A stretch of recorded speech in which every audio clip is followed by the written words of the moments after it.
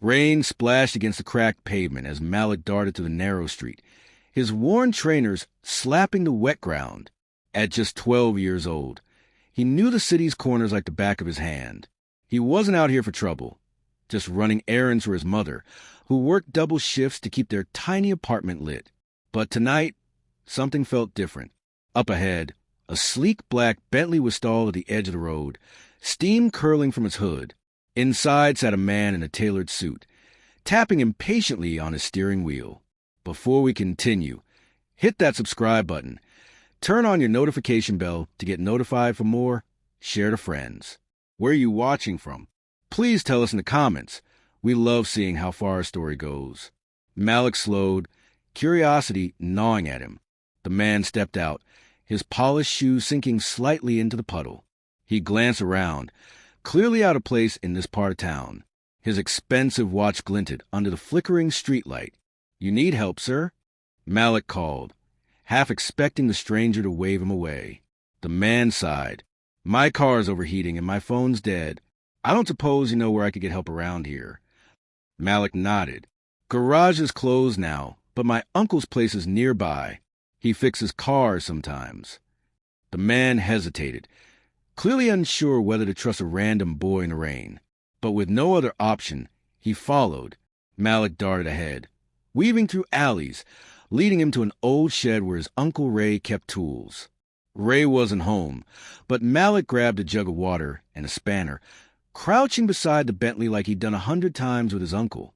The man watched, eyebrows raised. "You know what you're doing?" Malik shrugged. "I've learned. Give me a few minutes." Within half an hour, the car was humming again. The man pulled out a thick wallet and extended a crisp bill. Malik shook his head. "No, sir. Just glad I could help." The man's eyes narrowed in surprise. Not many people would refuse money these days. Malik smiled faintly. "My mom says kindness is a seed. You plant it, it'll grow someday." The stranger paused, then handed Malik a small, cream-colored card. "Name's Adrian Cole. Call this number if you ever need anything." Malik slipped the card into his pocket and ran home, thinking little of it. 2 weeks later, clutching that card like it was his last lifeline, he borrowed a neighbor's phone and dialed. The voice on the other end was calm. "Malik, I remember you. I'm on my way." Less than an hour later, Adrian strode into the hospital, signing papers, paying bills without flinching. But he didn't stop there. He arranged for Malik's mother to get the best care, moved them into a safer neighborhood, and enrolled Malik in a prestigious school. At first, Malik thought it was charity. But Adrian explained one evening, over dinner at his glass-walled penthouse, "You reminded me of my younger self. I grew up with nothing. Too, that night you fixed my car, you showed me something money can't buy, integrity." Malik's new school wasn't easy. Wealthy kids whisper about the charity case in thrift clothes. But he kept his head down, studying hard, remembering his mom's words. He started helping classmates with maths, fixing bikes for neighbors, never expecting anything in return. Months passed. Adrian invited Malik to his company, teaching him how business worked. Malik soaked up every detail, from managing staff to closing deals. He wasn't just being given fish. He was learning to fish. Then came the twist.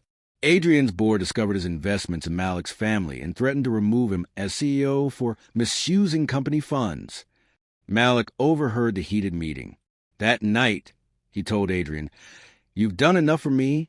Don't risk your position. I can handle things now." Adrian shook his head. "Sometimes doing the right thing costs you. But if you stand by your values, you never truly lose." In the weeks that followed, Malik devised a plan.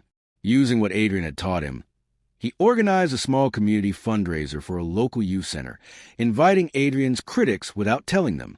When they arrived, they saw hundreds of kids benefiting from initiatives Adrian had quietly supported for years. Photos, videos, and testimonies filled the room. By the end, the board voted unanimously to keep him on. Years later, Malik graduated top of his class, earning a scholarship to study engineering. At his farewell party, Adrian handed him a small box. Inside was the same cream-colored card Malik had kept all these years, now framed in glass. You helped me more than you'll ever know, Adrian said. The moral was clear. One small act of kindness can ripple through lives, changing futures in ways we can't predict. Society often measures worth in money, but true wealth lies in character, integrity, and the courage to stand by what's right.